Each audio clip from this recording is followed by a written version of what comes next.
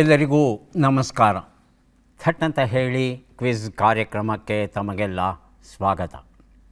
ನಾರದ ಮಹರ್ಷಿಗಳು ಭಾರತೀಯರಿಗೆ ಪರಿಚಿತವಾಗಿರ್ತಕ್ಕಂಥ ಪುರಾಣ ಪಾತ್ರ. ನಾರದ ಮಹರ್ಷಿಗಳು ಎಲ್ಲ ಕಾಲಗಳಲ್ಲೂ ಅವರು ಬರ್ತಾರೆ. ಕೃತಯುಗ, ತ್ರೇತಾಯುಗ, ದ್ವಾಪರ ಯುಗ ಎಲ್ಲ ಕಾಲಗಳಲ್ಲೂ ಸಹ ಅವರು ಬರೋದನ್ನು ನಾವು ನೋಡಬಹುದು. ನಾರದ ಮಹರ್ಷಿಗಳ ಉಲ್ಲೇಖ ಮೊದಲ ಬಾರಿಗೆ ಋಗ್ವೇದದಲ್ಲಿ ಕಂಡುಬರುತ್ತೆ, ಮಹಾಭಾರತದಲ್ಲಿ ಕಂಡುಬರ್ತಾರೆ, ರಾಮಾಯಣದಲ್ಲಿ ಕಂಡುಬಂದು ಅವರು ಹೇಗೆ ರಾಮಾಯಣವನ್ನು ಬರೀಬೇಕು ಅಂತ ಹೇಳಿ ವಾಲ್ಮೀಕಿ ಮಹರ್ಷಿಗಳಿಗೆ ಒಂದು ಸ್ಫೂರ್ತಿಯನ್ನು ಕೊಡ್ತಾರೆ, ಅದು ನಮಗೆ ಗೊತ್ತಿದೆ. ವ್ಯಾಸ ಮಹರ್ಷಿಗಳು ಮಹಾಭಾರತವನ್ನು ಬರೆದು ಮುಗಿಸಿರ್ತಾರೆ, ಆದರೂ ಎಲ್ಲೋ ಒಂದು ಕಡೆಗೆ ಅವರನ್ನು ಅತೃಪ್ತಿ ಕಾಣ್ತಾ ಇರುತ್ತಂತೆ. ಆಗ ನಾರದ ಮಹರ್ಷಿಗಳೇ ಬಂದು ಹೇಳ್ತಾರೆ, ಭಾಗವತವನ್ನು ನೀವು ಬರೀರಿ, ಆಗ ನಿಮಗೆ ಈ ಅತೃಪ್ತಿ ಅನ್ನೋದು ಏನಿದೆ ಅದು ಮರೆಯಾಗುತ್ತೆ ಅಂತ ಹೇಳ್ತಾರೆ. ನಾರದ ಮಹರ್ಷಿಗಳು ಅಂದರೆ ಅವರೇನಿದ್ರು ಕಿತಾಪತಿ ಮಾಡೋದೇ ಅವರ ಕೆಲಸ ಅನ್ನೋ ಲಘು ಭಾವನೆ ಉಂಟು. ಆದರೆ ಕಿತಾಪತಿಯನ್ನು ಅವರು ಬೇಕು ಅಂತ ಮಾಡೋಲ್ಲ, ಅದರ ಹಿಂದೆ ಲೋಕ ಕಲ್ಯಾಣ ಇರುತ್ತೆ ಅನ್ನೋದನ್ನು ನಾವು ಮನಸ್ಸಲ್ಲಿ ಇಟ್ಕೋಬೇಕಾಗುತ್ತೆ. ಇಂತಹ ನಾರದ ಮಹರ್ಷಿಗಳು ಕೆಲವು ಗ್ರಂಥಗಳನ್ನು ಬರೆದಿದ್ದಾರೆ. ನಾರದ ಭಕ್ತಿ ಸೂತ್ರ, ನಾರದ ಸ್ಮೃತಿ, ನಾರದೀಯ ಶಿಕ್ಷಾ, ಸಂಗೀತ ಮಕರಂದ, ಹೀಗೆ ಹಲವು ಕೃತಿಗಳು ಇವರ ಹೆಸರಲ್ಲಿ ಉಂಟು. ವಾಸ್ತವದಲ್ಲಿ ನಾರದ ಅನ್ನೋದು ಒಬ್ಬ ವ್ಯಕ್ತಿಯ ಕಥೆಯ ಅಥವಾ ನಾರದ ಎನ್ನುವ ಒಂದು ಹೆಸರಿನಲ್ಲಿ ಅನೇಕ ಜನರು ಬಂದು ಹೋಗಿದ್ದಾರಾ, ಇದು ಸಂಶೋಧನೆಗೆ ಅರ್ಹವಾಗಿರ್ತಕ್ಕಂಥ ವಿಚಾರ. ಪ್ರಸ್ತುತ ನಾರದ ಭಕ್ತಿ ಸೂತ್ರ ಈ ಒಂದು ಪುಟ್ಟ ಪುಸ್ತಕದ ಬಗ್ಗೆ ನೋಡಬಹುದು. ಭಕ್ತಿ ಅಂದರೆ ಏನು? ಈ ಒಂದು ಪ್ರಶ್ನೆಯನ್ನು ಕೇಳೋದು ಬಹಳ ಸುಲಭ, ಆದರೆ ಎಲ್ಲರಿಗೂ ಅರ್ಥ ಆಗುವ ರೀತಿಯಲ್ಲಿ ಉತ್ತರ ಕೊಡೋದು ಬಹಳ ಕಷ್ಟ. ಭಗವದ್ಗೀತೆಯಲ್ಲಿ ಕೃಷ್ಣ ಬಹಳ ಸ್ಪಷ್ಟವಾಗಿ ಹೇಳ್ತಾನೆ, ನನ್ನನ್ನು ತಲುಪಬೇಕಾದರೆ ಅನೇಕ ಮಾರ್ಗಗಳಿವೆ. ಜ್ಞಾನ ಮಾರ್ಗ ಇದೆ, ಕರ್ಮ ಮಾರ್ಗ ಇದೆ, ಆದರೆ ಇವೆಲ್ಲಕ್ಕೂ ಸುಲಭವಾದದ್ದು ಅಂದರೆ ಭಕ್ತಿ ಮಾರ್ಗ. ಹಾಗಾಗಿ ಭಕ್ತಿಯನ್ನು ನೀವು ಪರಿಪೂರ್ಣವಾಗಿ ಪರಿಪಾಲಿಸಿದರೆ ನೀವು ಮುಕ್ತಿಯನ್ನು ಪಡೆಯೋದು ಬಹಳ ಕಷ್ಟ ಅಲ್ಲ ಅನ್ನೋ ಮಾತನ್ನು ಹೇಳ್ತಾರೆ. ಭಕ್ತಿ ಅಂದರೆ ಏನು, ಅದರ ಬಗ್ಗೆ ನಾರದ ಮಹರ್ಷಿಗಳು ಈ ಪುಟ್ಟ ಪುಸ್ತಕದಲ್ಲಿ ವಿವರಿಸ್ತಾರೆ. ಈ ಪುಟ್ಟ ಪುಸ್ತಕದಲ್ಲಿ ಅವರು ಹೇಳೋದು ಒಟ್ಟು 84 ಸೂತ್ರಗಳನ್ನು ಕೊಡ್ತಾರೆ. ಫಾರ್ಮುಲಾ 84 ಸೂತ್ರಗಳನ್ನು ನಮಗೆ ಕೊಡ್ತಾರೆ. ಈ ಸೂತ್ರಗಳನ್ನು ನಾವು ಓದಿ ಅರ್ಥ ಮಾಡಿಕೊಂಡು ಬದುಕಲ್ಲಿ ಅಳವಡಿಸ್ಕೊಂಡ್ರೆ ಸಾಕು, ನಾವು ಸಹ ಮೋಕ್ಷವನ್ನು ಪಡೆಯಬಹುದು. ನಾರದ ಭಕ್ತಿ ಸೂತ್ರ ಸಂಸ್ಕೃತದಲ್ಲಿ ಇರುವಂಥ ಈ ಒಂದು ಪುಸ್ತಕವನ್ನು ಸೊಗಸಾಗಿ ಕನ್ನಡಕ್ಕೆ ಅನುವಾದ ಮಾಡಿದ್ದಾರೆ ಸೋಮನಾಥಾನಂದ ಅವರು. ಸೋಮನಾಥಾನಂದ ಅವರು ಬಹಳ ಸರಳವಾಗಿ ಆ ಮೂಲ ಸಂಸ್ಕೃತದ ಸೂತ್ರ ಕನ್ನಡದಲ್ಲಿ ಹೇಗೆ ಬರುತ್ತೆ, ಅದರ ಅರ್ಥವೇನು, ಅದರ ಅಂತರಾಳವೇನು, ಅದಕ್ಕೆ ಪೂರಕವಾಗಿ ಹೇಗೆ ಭಾರತೀಯ ಸಾಹಿತ್ಯದಲ್ಲಿ ಇತರ ಮಾಹಿತಿಗಳು ದೊರೆಯುತ್ತೆ, ಅವೆಲ್ಲವನ್ನು ಸೊಗಸಾಗಿ ವಿವರಿಸ್ತಾ ಹೋಗ್ತಾರೆ. ಹಾಗಾಗಿ ಈ ಒಂದು ಪುಟ್ಟ ಪುಸ್ತಕ, ಸುಮಾರು 100 ಪುಟಗಳ ಈ ಪುಟ್ಟ ಪುಸ್ತಕವನ್ನು ಓದಿದರೆ ಭಕ್ತಿಯ ವಿರಾಟ್ ರೂಪ ಏನಿದೆ ಅದು ನಮಗೆ ದರ್ಶನವಾಗುತ್ತೆ. ಹಾಗಾಗಿ ಇಂತಹ ಸೊಗಸಾದ ಕೃತಿಯನ್ನು ಸಂಕ್ಷಿಪ್ತವಾಗಿ ಅರ್ಥವಾಗುವ ರೀತಿ ಕನ್ನಡದಲ್ಲಿ ನಮಗೆ ಕೊಟ್ಟಂಥ ಸೋಮನಾಥಾನಂದ ಅವರನ್ನು ಅಭಿನಂದಿಸ್ತಾ ಕಾರ್ಯಕ್ರಮವನ್ನು ಆರಂಭಿಸ್ತಾ ಇದ್ದೇವೆ. ಸ್ಪರ್ಧಿಗಳ ಪರಿಚಯ. ಮೊದಲ ಸ್ಪರ್ಧಿ. ಎಲ್ರಿಗೂ ನಮಸ್ಕಾರ. ನನ್ನ ಹೆಸರು ವಸಂತ ಧರ್ಮೇಗೌಡ, ಚಿಕ್ಕಮಗಳೂರು ತಾಲೂಕು ಮಳಲೂರಿಂದ ಬಂದಿದ್ದೇನೆ. ನಾನು ಅಂಗನವಾಡಿ ಕಾರ್ಯಕರ್ತೆಯಾಗಿ ಕೆಲಸ ಮಾಡ್ತಾಯಿದ್ದೇನೆ. ನನ್ನ ಹವ್ಯಾಸಗಳು ಟೈಲರಿಂಗ್ ಮಾಡೋದು, ಟಿ ವಿ ವೀಕ್ಷಣೆ ಮಾಡೋದು ಮತ್ತು ತಟ್ಟಂತ ಹೇಳಿ ಕಾರ್ಯಕ್ರಮ ವೀಕ್ಷಣೆ ಮಾಡೋದು. ಬಹಳ ಸಂತೋಷ ವಸಂತ ಅವರೇ, ಕಾರ್ಯಕ್ರಮಕ್ಕೆ ಸ್ವಾಗತವನ್ನು ಕೋರ್ತಾ ಇದ್ದೇವೆ. ಎಲ್ಲರಿಗೂ ನನ್ನ ನಮಸ್ಕಾರ. ನನ್ನ ಹೆಸರು ವೆಂಕಟಲಕ್ಷ್ಮಿ. ನಾನು ಬೆಂಗಳೂರಿನ ಟಿ ದಾಸರಳ್ಳಿಯಿಂದ ಬಂದಿರುವೆ. ನಾನು ಗೃಹಿಣಿ. ನನ್ನ ಹವ್ಯಾಸಗಳು ಪುಸ್ತಕ ಓದೋದು, ತಟ್ಟಂತ ಕಾರ್ಯಕ್ರಮವನ್ನು ವೀಕ್ಷಣೆ ಮಾಡೋದು. ವೆಂಕಟಲಕ್ಷ್ಮಿ ಅವರಿಗೆ ಸ್ವಾಗತವನ್ನು ಕೋರ್ತಾ ಇದ್ದೇವೆ. ನಮ್ಮ ಮೂರನೆಯ ಸ್ಪರ್ಧಿ. ಎಲ್ರಿಗೂ ನಮಸ್ಕಾರ. ನಾನು ನಯನಾ ಷಡಾಕ್ಷರಿ, ಬಸವೇಶ್ವರ ನಗರ, ಬೆಂಗಳೂರಿಂದ ಬಂದಿದ್ದೀನಿ. ನನ್ನ ಹವ್ಯಾಸ ಬ್ಯಾಡ್ಮಿಂಟನ್ ಆಡೋದು, ಗಾರ್ಡನಿಂಗ್ ಮಾಡೋದು ಮತ್ತು ಸಂಗೀತ ಕೇಳುವುದು. ನಯನಾ ಅವರಿಗೆ ಸ್ವಾಗತವನ್ನು ಕೋರ್ತಾ ಇದ್ದೇವೆ. ಮೂವರು ಸಿದ್ಧವಾಗಿದ್ದರೆ ಕಾರ್ಯಕ್ರಮ ಆರಂಭಿಸೋಣ. ಮೊದಲಿಗೆ ನಿಯಮಗಳನ್ನು ಒಮ್ಮೆ ನೋಡಿಬಿಡೋಣ. ಒಟ್ಟು 10 ಪ್ರಶ್ನೆಗಳು. ಮೊದಲು ಬಜರ್ ಒತ್ತಿದವರಿಗೆ ಉತ್ತರ ನೀಡುವ ಅವಕಾಶ. ಪ್ರತಿ ಸರಿ ಉತ್ತರಕ್ಕೆ ಒಂದು ಪುಸ್ತಕ ಬಹುಮಾನ. ಆಯ್ಕೆಗಳು ಬರುವ ಮೊದಲೇ ಬಜರ್ ಒತ್ತಿ ಸರಿ ಉತ್ತರ ನೀಡಿದರೆ 2 ಪುಸ್ತಕ ಬಹುಮಾನ. 100 ಅಂಕ ಗಳಿಸಿದವರಿಗೆ ಒಂದು ಪುಸ್ತಕವನ್ನು ವಿಶೇಷ ಬಹುಮಾನವಾಗಿ ಕೊಡ್ತೇವೆ. ನಕಾರಾತ್ಮಕ ತಂತ್ರಗಳಿಗೆ ಅವಕಾಶವಿಲ್ಲ. ಕಾರ್ಯಕ್ರಮದ ಮೊದಲ ಪುಸ್ತಕ ಕರ್ನಾಟಕ ವಿಧಾನಸಭೆಯಲ್ಲಿ BV ಕಕ್ಕಿಲ್ಲಾಯ. ಸಂಪಾದಕರು ಡಾಕ್ಟರ್ B ಶ್ರೀನಿವಾಸ ಕಕ್ಕಿಲ್ಲಾಯ ಅವರು. ನಮ್ಮ ಮೊದಲ ಪ್ರಶ್ನೆ ಈಗ ಬಂತು. ಪ್ರಶ್ನೆಯನ್ನು ನೋಡು. 10ರಿಂದ 14ನೇ ಶತಮಾನದವರೆಗೆ ಇಂದಿನ ಕರ್ನಾಟಕದ ಬಹುಭಾಗವನ್ನು ಆಳಿದ ಸಾಮ್ರಾಜ್ಯ ಯಾವುದು? ಆಯ್ಕೆಗಳನ್ನು ನೋಡೋಣ. ಆಗಲೇ ಬಜರ್ ಒತ್ತಿದ್ದಾರೆ ನಯನ ಅವರು. ಹೊಯ್ಸಳರು. ಆಯ್ಕೆಗಳು ಈಗ ಬರ್ತಾ ಇದೆ. ಮೊದಲನೆಯದು ಗಂಗಾ, 2ನೇದು ರಾಷ್ಟ್ರಕೂಟ, 3ನೇಯದು ಹೊಯ್ಸಳ, 4ನೇಯದು ಹೇಳಿಮ್ಮ. ರಾಷ್ಟ್ರಕೂಟರು. 4ನೇಯದು ಚಾಲುಕ್ಯ. ನಮ್ಮ ಹತ್ರ 2 ಉತ್ತರ ಇದೆ, ಹೊಯ್ಸಳರು ಮತ್ತು ರಾಷ್ಟ್ರಕೂಟರು. ಸರಿಯಾದ ಉತ್ತರವನ್ನು ಈಗ ನೋಡೋಣ. ಸರಿಯಾದ ಉತ್ತರ ಹೊಯ್ಸಳರು ಆಗಿತ್ತು. ಈ ಉತ್ತರವನ್ನು ಕೊಟ್ಟವರು ನಯನ ಅವರು. BV ಕಕ್ಕಿಲ್ಲಾಯ ಈ ಒಂದು ಪುಸ್ತಕವನ್ನು ಅವರಿಗೆ ಕೊಡ್ತಾ ಇದ್ದೇನೆ. ಜೊತೆಗೆ ಇನ್ನೂ ಒಂದು ಪುಸ್ತಕ ಮಿರ್ಜಿ ಅಣ್ಣಾರಾಯ ಅವರ ಕಾದಂಬರಿ ನಿಸರ್ಗ, 2 ಪುಸ್ತಕವನ್ನು ಕೊಟ್ಟಿದ್ದೇನೆ ನಯನ ಅವರಿಗೆ. ಇಮ್ಮಡಿ ನೃಪಕಾಮ ಎನ್ನುವ ಅರಸನಿಂದ ಆರಂಭವಾಗುತ್ತೆ ಹೊಯ್ಸಳ ಸಾಮ್ರಾಜ್ಯ. ಅಲ್ಲಿಂದ ಮುಮ್ಮಡಿ ವೀರಬಲ್ಲಾಳನವರೆಗೆ ಸುಮಾರು 400 ವರ್ಷಗಳ ಕಾಲ ಬೆಳಗುತ್ತೆ ಈ ಒಂದು ಸಾಮ್ರಾಜ್ಯ ನಮ್ಮ ಕರ್ನಾಟಕದಲ್ಲಿ. ಅಂಕಿತಾಬ್ ಜಿಂದಾಬಾದ್ H. ಡುಂಡಿರಾಜ್ ಅವರು ಬರೆದ ಲಘು ದಾಟಿಯ ಲೇಖನಗಳ ಕೃತಿ. ಪ್ರಶ್ನೆ: ವಿಶ್ವ ಬ್ರೈಲ್ ದಿನಾಚರಣೆಯನ್ನು ಎಂದು ಆಚರಿಸುತ್ತೇವೆ? ಆಯ್ಕೆಗಳನ್ನು ನೋಡೋಣ.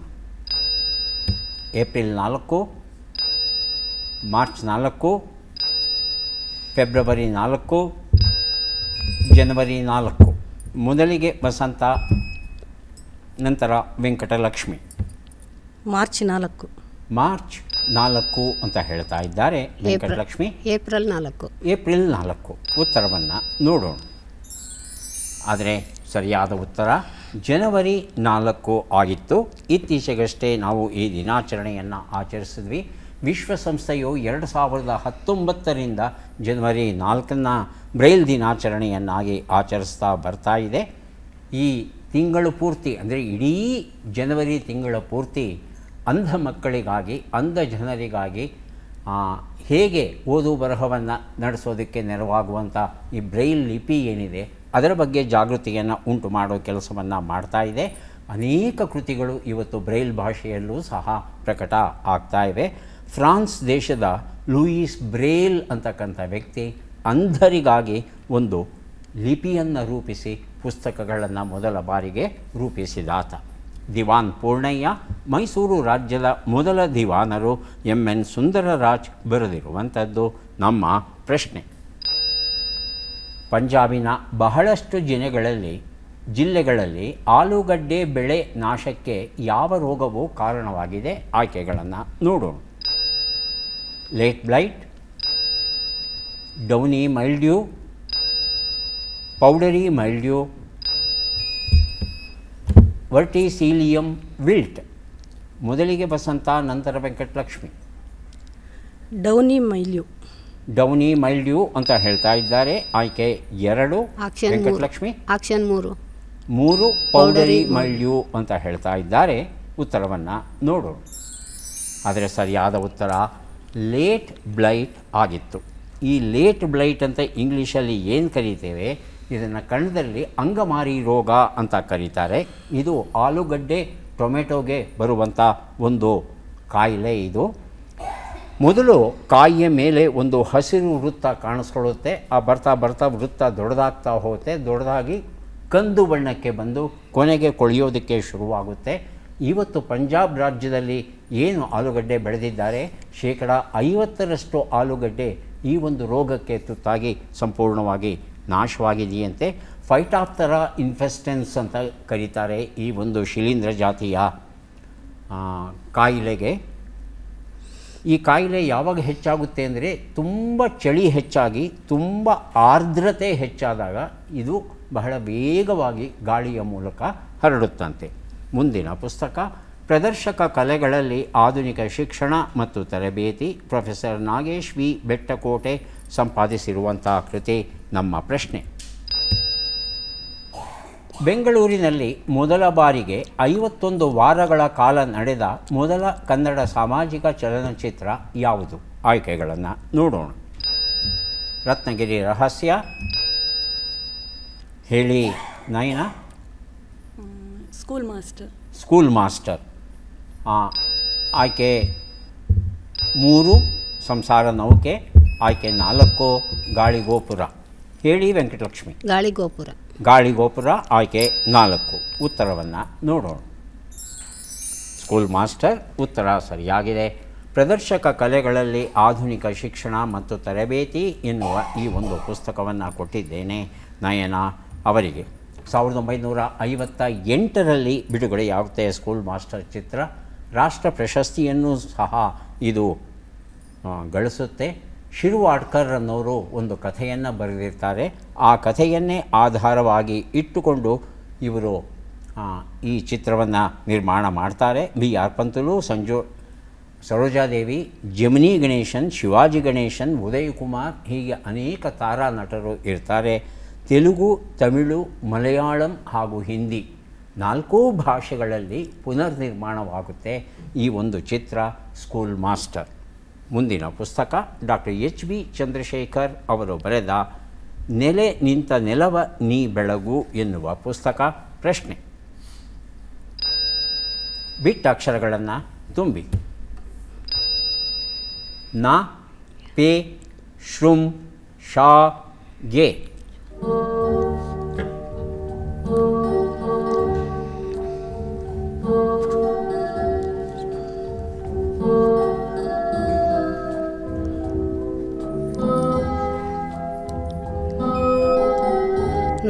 ನಯನ ಶೃಂಗ. ಬಜರ್ ಒತ್ತಿದ್ದಾರೆ ವಸಂತ ಅವರು. ಹೇಳಿಮ್ಮ. ನಮಿಪೆ ಶೃಂಗಾರ ಶಾರದಾಂಬೆಗೆ. ಶಾರದೆಗೆ. ಇನ್ನೊಂದು ಸಲ ಹೇಳಿ.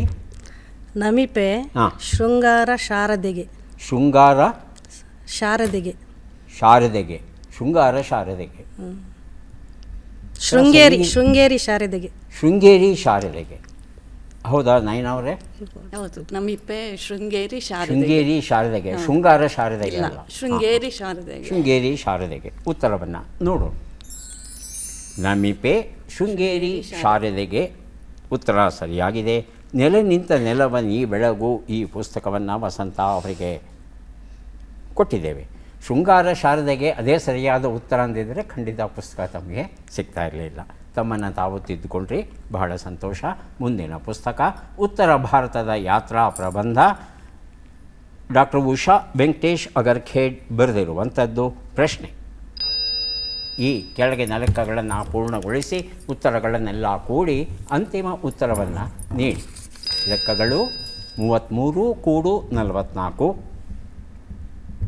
88 ಕಳೆ 44, 20 ಗುಣಿಸು 12, 160 ಭಾಗಿಸು 5.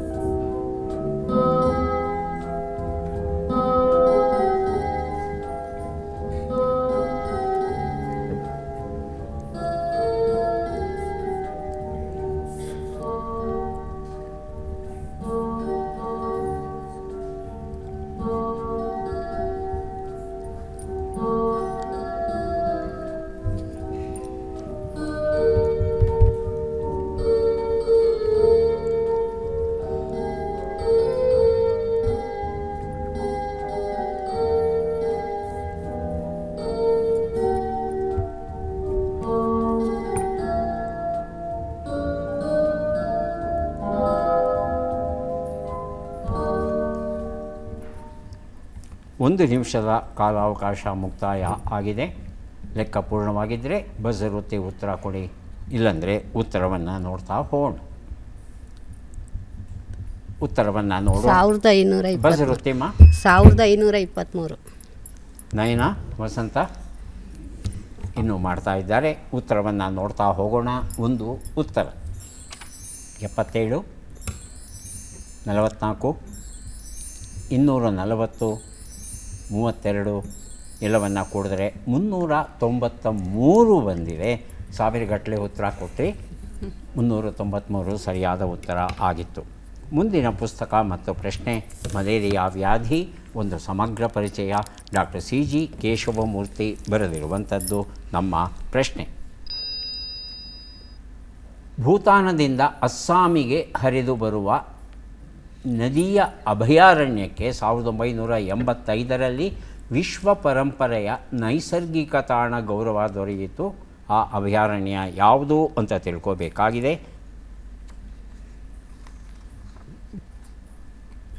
ಚಿತ್ರವನ್ನು ನೋಡೋಣ.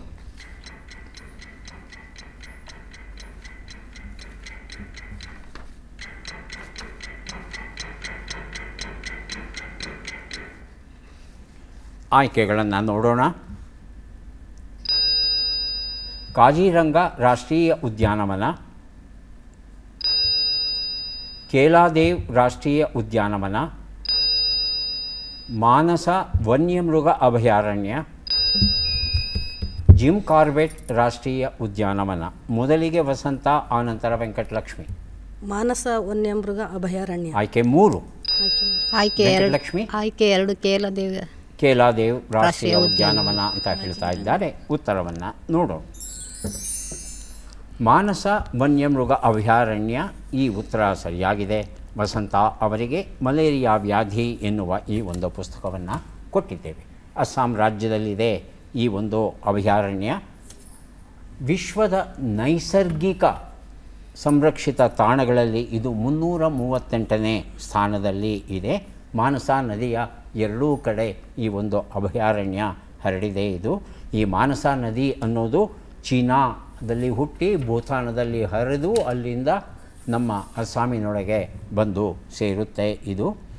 ಇಲ್ಲಿ ಆನೆ ಮತ್ತು ಖಡ್ಗಮೃಗಗಳು ವಿಶೇಷವಾಗಿದೆಯಂತೆ ಈ ಒಂದು ಅಭಯಾರಣ್ಯದಲ್ಲಿ. ಮತ್ತೊಂದು ಕಳವಳಕಾರಿ ವಿಚಾರ ಅಂದರೆ ಈ ನದಿಯ ಪಾತ್ರ ಏನಿದೆ ಅದು ವರ್ಷದಿಂದ ವರ್ಷಕ್ಕೆ ಬದಲಾಗುವ ಸಾಧ್ಯತೆ ಇರುತ್ತದೆ.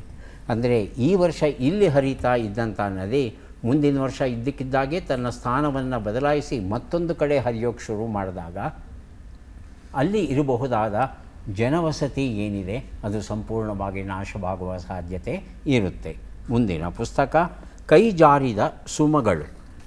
ಡಾಕ್ಟರ್ ಎನ್ ಮುರಳೀಧರ ಅವರು ಬರೆದಂಥ ಪುಸ್ತಕ ಇದು. ಪ್ರಶ್ನೆ: ಈ ಅಕ್ಷರಗಳನ್ನು ಸರಿಯಾಗಿ ಜೋಡಿಸಿ. ಅಕ್ಷರಗಳು: ಬೆ, ಹಾ, ಗಿ, ಲ, ದು, ಲ, ಳ, ರೋ.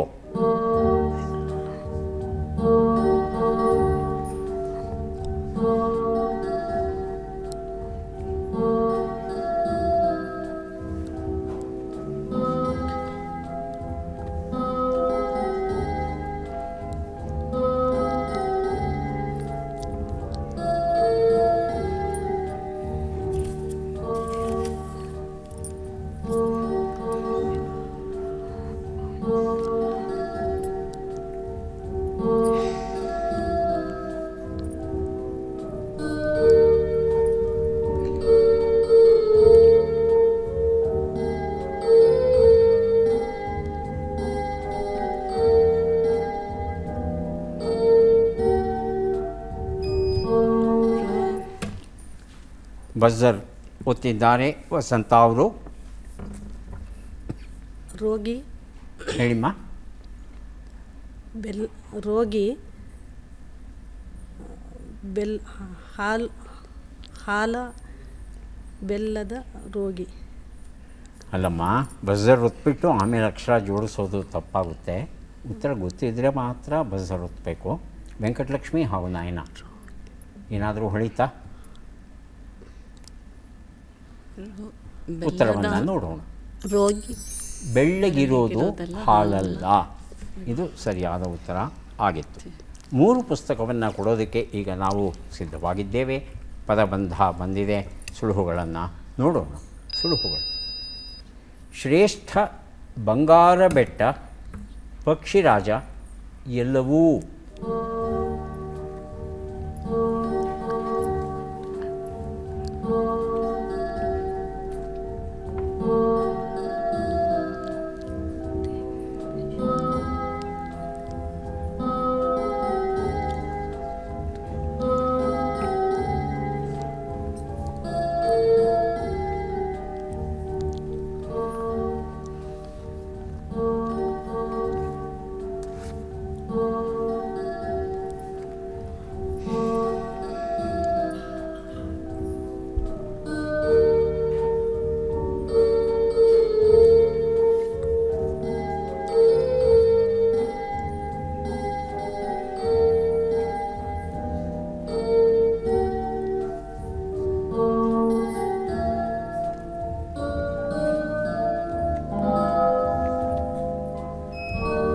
ರಜತ ಬೆಟ್ಟ ಎಲ್ಲ. ಒಂದನೇದಕ್ಕೆ ಉತ್ತರ ಕೊಡ್ತೀರಾ ನಯನ ಅವರು? ರಜತ ಬೆಟ್ಟ ಹೇಳಿ. ರಜತ ಬೆಟ್ಟ. ರಜತ ಬೆಟ್ಟ, ರಜತ ಅಂದರೆ ಬೆಳ್ಳಿ, ಬೆಳ್ಳಿ. ಇಲ್ಲಿ ಬಂಗಾರದ ಬೆಟ್ಟ ಅಂತ ಹೇಳ್ತಾ ಇದ್ದಾರೆ. ಸುವರ್ಣ ಬೆಟ್ಟ. ಸುವರ್ಣ ಬೆಟ್ಟ ಅಂತಿದೆಯಾ ಗೊತ್ತಿಲ್ಲ ನನಗೆ. ವೆಂಕಟಲಕ್ಷ್ಮಿ, ವಸಂತ, ಒಂದು ಉತ್ತರ ಮೇರು ಪರ್ವತ ಅಂತ ಹೇಳ್ತಾರೆ. ಇದು ಚಿನ್ನದಿಂದ ಮಾಡಿರುವಂಥ ಅತ್ಯಂತ ಎತ್ತರವಾದ ಪರ್ವತ ಅಂತೆ. 2 ಉತ್ತರ. ಗರುಡ. ವೆಂಕಟಲಕ್ಷ್ಮಿ, ಗರುಡ. ಗರುಡ ಉತ್ತರವನ್ನು ನೋಡೋಣ. ಗರುಡ ಉತ್ತರ ಸರಿಯಾಗಿದೆ. ಇಸ್ರೇಲ್ ಕೆಣಕಿ ಗೆದ್ದವರಿಲ್ಲ. ಈ ಒಂದು ಪುಸ್ತಕವನ್ನು ವೆಂಕಟಲಕ್ಷ್ಮಿ ಅವರಿಗೆ ಕೊಟ್ಟಿದ್ದೇನೆ. 3 ಉತ್ತರ. ಬಜರ್ ಮತ್ತೆ ಒತ್ತಿದ್ದಾರೆ ವೆಂಕಟಲಕ್ಷ್ಮಿಯವರು. ಆನಂತರ ವಸಂತ, ವೆಂಕಟಲಕ್ಷ್ಮಿ. 3ನೇದಕ್ಕೆ ಉತ್ತರ ಎಲ್ಲವೂ.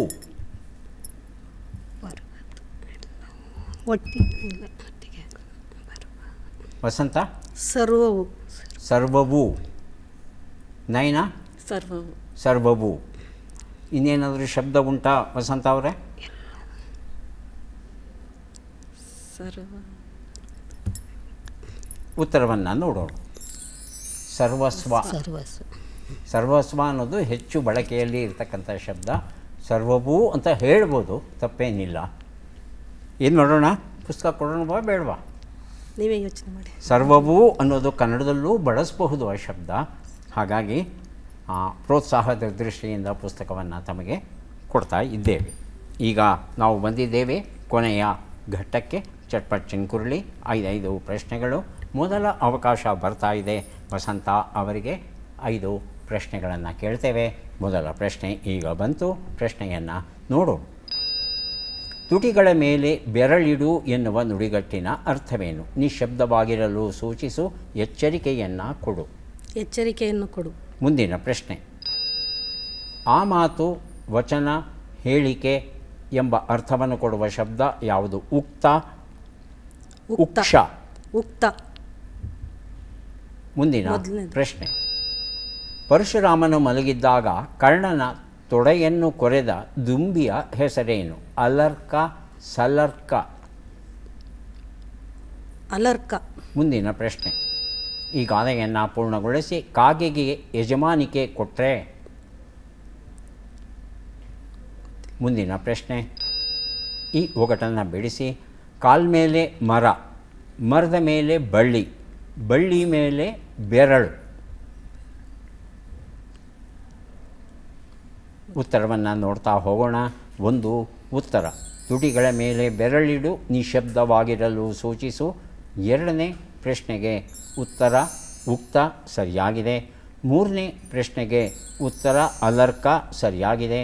4ನೇ ಪ್ರಶ್ನೆಗೆ ಉತ್ತರ ಕಾಗೆಗೆ ಯಜಮಾನಿಕೆ ಕೊಟ್ಟರೆ ಮನೆ ತುಂಬ ಪಿಷ್ಟ, ಅಧಮರಿಗೆ ಜವಾಬ್ದಾರಿ ಕೊಡಬಾರದು ಅಂತ ಹೇಳುತ್ತೆ.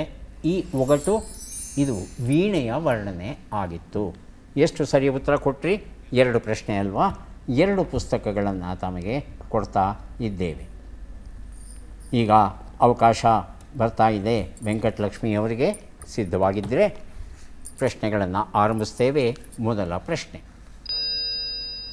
ತುಟಿ ಚಾಚು ಎನ್ನುವ ನುಡಿಗಟ್ಟಿನ ಅರ್ಥವೇನು? ಒಪ್ಪಿಗೆಯನ್ನು ಸೂಚಿಸು, ಅಸಹನೆಯನ್ನು ಸೂಚಿಸು. ಒಪ್ಪಿಗೆಯನ್ನು ಸೂಚಿಸು. ಮುಂದಿನ ಪ್ರಶ್ನೆ. ಹುಟ್ಟುವ ಸ್ಥಳ ಎಂಬ ಅರ್ಥವನ್ನು ಕೊಡುವ ಶಬ್ದ ಯಾವುದು? ಉಗಮ, ಸುಗಮ. ಉಗಮ. ಮುಂದಿನ ಪ್ರಶ್ನೆ. ಕೃಷ್ಣ ಬಲರಾಮರು ವಿದ್ಯಾಭ್ಯಾಸವನ್ನು ಮಾಡಿದ ಸಾಂದೀಪಿನಿ ಮಹರ್ಷಿಗಳ ಆಶ್ರಮವು ಯಾವ ನಗರದ ಬಳಿ ಇತ್ತು? ಅವಂತಿ ನಗರ, ಮಗಧ ನಗರ? ಮಗಧ. 4ನೇ ಪ್ರಶ್ನೆ. ಈ ಗಾದೆಯನ್ನು ಪೂರ್ಣಗೊಳಿಸಿ. ತನ್ನ ಮೊಸರನ್ನು ತಿಂದು ಮೇಕೆ ಬಾಯಿಗೆ ಒರೆಸಿದಂತೆ. ಮುಂದಿನ ಪ್ರಶ್ನೆ. ಈ ಒಗಟನ್ನು ಬಿಡಿಸಿ. ಕಾಲಿಲ್ಲದ ಕೋಳಿನ ಕಾಸು ಕೊಟ್ಟು ಕೊಂಡ್ಕೊಂಡು ಬಂದು ಕೊಯ್ತಾ ಅಳ್ತಾರಂತೆ, ಅದು ಬೇರೆ. ಉತ್ತರವನ್ನು ನೋಡ್ತಾ ಹೋಗೋಣ. ಈರುಳ್ಳಿ. ಉತ್ತರ ತುಟಿ ಚಾಚು ಅಂತ ಹೇಳಿದರೆ ಅಸಹನೆಯನ್ನು ಸೂಚಿಸು, ತಾವು ಒಪ್ಪಿಗೆಯನ್ನು ಸೂಚಿಸು ಅಂತ ಹೇಳಿದರೆ. 2ನೇ ಪ್ರಶ್ನೆಗೆ ಉತ್ತರ ಉಗಮ ಸರಿಯಾಗಿದೆ. 3ನೇ ಪ್ರಶ್ನೆಗೆ ಉತ್ತರ ಅವಂತಿಯಾಗಿತ್ತು, ತಾವು ಮಗಧ ಅಂತ ಹೇಳಿದರೆ. 4ನೇ ಪ್ರಶ್ನೆಗೆ ಉತ್ತರ ತನ್ನ ಮೊಸರನ್ನು ಯಾರೂ ಹುಳಿ ಅನ್ನಲ್ಲ, ಹುಳಿ ಇದ್ದರೂ ಸಹ ಹುಳಿ ಇಲ್ಲ, ನಿನ್ನ ನಾಲ್ಗೆ ಕೆಟ್ಟೋಗಿದೆ, ಇದು ಸಿಹಿಯಾಗೇ ಇದೆ ಅಂತ ವಾದ ಮಾಡೋರೇ ಹೆಚ್ಚು. 5ನೇ ಪ್ರಶ್ನೆಗೆ ಉತ್ತರ ಈರುಳ್ಳಿಯ ವರ್ಣನೆ ಆಗಿತ್ತು. ಈರುಳ್ಳಿ ಕೊಟ್ಟಿದ್ದೀರಿ. ಹಾಗಾಗಿ 2 ಪುಸ್ತಕವನ್ನು ತಮಗೆ ಕೊಡ್ತಾ ಇದ್ದೇವೆ. ಈಗ ಅವಕಾಶ ಬರ್ತಾ ಇದೆ ನಯನಾ ಅವರಿಗೆ. ನಯನಾ ಅವರು ಸಿದ್ಧವಾಗಿದ್ದರೆ ಪ್ರಶ್ನೆಗಳನ್ನು ಆರಂಭಿಸ್ತೇವೆ. ಮೊದಲ ಪ್ರಶ್ನೆ. ತುಟಿ ಜೋಲು ಬಿಡು ಎನ್ನುವ ನುಡಿಗಟ್ಟಿನ ಅರ್ಥವೇನು? ದೀನವಾಗಿರು, ಸೋಲನ್ನು ಒಪ್ಪಿಕೊ. ಸೋಲನ್ನು ಒಪ್ಪಿಕೊ. ಮುಂದಿನ ಪ್ರಶ್ನೆ. ತೊದಲುವವನು ಎಂಬ ಅರ್ಥವನ್ನು ಕೊಡುವ ಶಬ್ದ ಯಾವುದು? ಉಗ್ಗ, ಜುಗ್ಗ. ಉಗ್ಗ. ಮುಂದಿನ ಪ್ರಶ್ನೆ. ಮಹಾಭಾರತದಲ್ಲಿ ಭೀಮಸೇನನ ಸಾರಥಿಯ ಹೆಸರೇನು? ಅಶೋಕ, ಸಶೋಕ. ಸಶೋಕ. ಮುಂದಿನ ಪ್ರಶ್ನೆ. ಈ ಗಾದೆಯನ್ನು ಪೂರ್ಣಗೊಳಿಸಿ. ಎಲ್ಲ ರೋಗಗಳಿಗೆ ಮದ್ದಿದೆ, ಮನಸ್ಸಿನ ರೋಗಕ್ಕೆ ಮದ್ದಿಲ್ಲ. ಮನಸ್ಸಿನ ರೋಗಕ್ಕೆ ಮದ್ದಿಲ್ಲ. ಮುಂದಿನ ಪ್ರಶ್ನೆ. ಈ ಒಗಟನ್ನು ಬಿಡಿಸಿ. ಕಾಗೆಗಿಂತ ಕಪ್ಪು, ಸುಣ್ಣಕ್ಕಿಂತ ಬಿಳಿ. ಉತ್ತರವನ್ನು ನೋಡ್ತಾ ಹೋಗೋಣ. 1 ಉತ್ತರ ತುಟಿ ಜೋಲು ಬಿಡು, ದೀನನಾಗಿರು, ತಾವು ಸೋಲನ್ನು ಒಪ್ಪಿಕೊ ಅಂತ ಹೇಳಿದಿರಿ. 2ನೇ ಪ್ರಶ್ನೆಗೆ ಉತ್ತರ ಉಗ್ಗ ಸರಿಯಾಗಿದೆ. 3ನೇ ಪ್ರಶ್ನೆಗೆ ಉತ್ತರ ಅಶೋಕ ಸರಿಯಾಗಿದೆ. 4ನೇ ಪ್ರಶ್ನೆಗೆ ಉತ್ತರ ಎಲ್ಲ ರೋಗಗಳಿಗೆ ಮದ್ದಿದೆ, ಹೊಟ್ಟೆ ಕಿಚ್ಚಿಗೆ ಮಾತ್ರ ಮದ್ದಿಲ್ಲ. ಮನಸ್ಸಿನ ರೋಗಗಳಿಗೆ ಮದ್ದುಂಟು, ಮನೋರೋಗಕ್ಕೆ ಮದ್ದಿಲ್ಲ ಅನ್ನೋ ಗಾದೆ ಮಾತು ಸುಳ್ಳಾಗಿದೆ. ಇವತ್ತು ಮನೋರೋಗಕ್ಕೆ ಔಷಧಿ ಉಂಟು. 5ನೇ ಪ್ರಶ್ನೆಗೆ ಉತ್ತರ ಕಾಗೆಗಿಂತ ಕಪ್ಪು, ಸುಣ್ಣಕ್ಕಿಂತ ಬಿಳಿ, ಕಣ್ಣಿನ ವರ್ಣನೆ ಆಗಿತ್ತು. 2 ಪ್ರಶ್ನೆಗಳಿಗೆ ತಾವು ಸರಿಯಾದ ಉತ್ತರ ಕೊಟ್ಟಿದ್ದೀರಿ. ಹಾಗಾಗಿ 2 ಪುಸ್ತಕಗಳನ್ನು ತಮಗೆ ಕೊಡ್ತಾ ಇದ್ದೇವೆ. ಯಾರಿಗೆ ಎಷ್ಟು ಪುಸ್ತಕ ಬಂದಿದೆ ಅದನ್ನು ನೋಡುವ ಕ್ಷಣ ಈಗ ಬಂತು.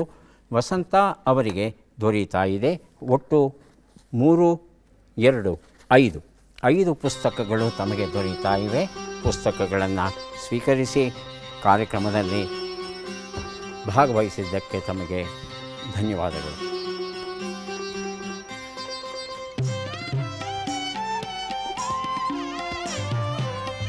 ವೆಂಕಟಲಕ್ಷ್ಮಿ ಅವರಿಗೆ 3 ಪುಸ್ತಕ ಸಿಗ್ತಾ ಇದೆ, ಸ್ವೀಕರಿಸಿ ಅಭಿನಂದನೆಗಳು.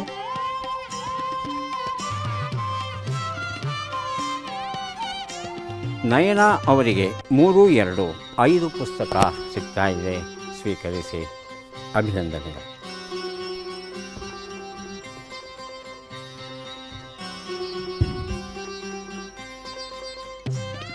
ಮತ್ತೆ ಭೇಟಿಯಾಗೋಣ. ನಮಸ್ಕಾರ.